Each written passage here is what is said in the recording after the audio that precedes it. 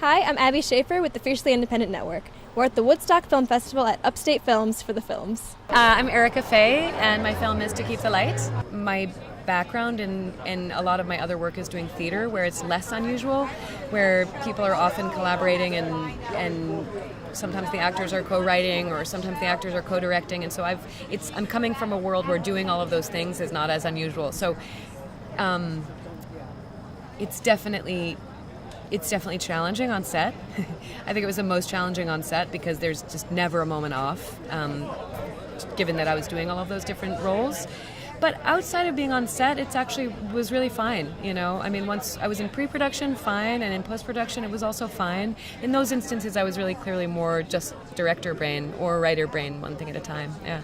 At certain points along the way, in pre-production, when we were looking for funding, of course, I was temporarily seduced with the idea of like sending this script to more famous actors, or I should say famous actors, because I'm not at all, obviously. But there was something about Abby is like an unknown woman, the character herself. Like nobody knows about these women lighthouse keepers. So there was something really lovely about letting an actor who is completely unknown play that role, so that the audience can just kind of discover her for who she is, as opposed to like, oh, it's famous actress X, Y, Z. She's a composite character who's based on a number of women who actually lived.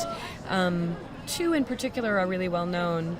Ida Lewis was in Rhode Island, and Abby Burgess, I always forget how to pronounce her last name because I know her more from reading her name than from hearing it. But they were both really well known who lived in that same era. And when I say really well known, I mean they were known in their communities, not so much widely known. But there were surprisingly, over 300 women who did this job at certain points in that era.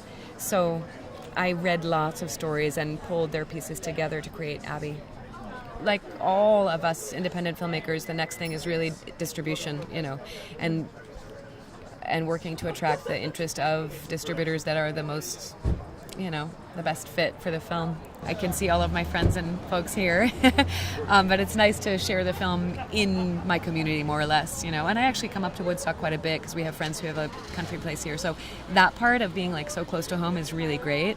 And then also the festival feels really sweet, it's a really good energy in town, and the audiences are really full, and it just feels like people here are really excited to see this work that all of us are bringing, which is really very, very, very rewarding. For more, please visit www.woodstockfilmfestival.com.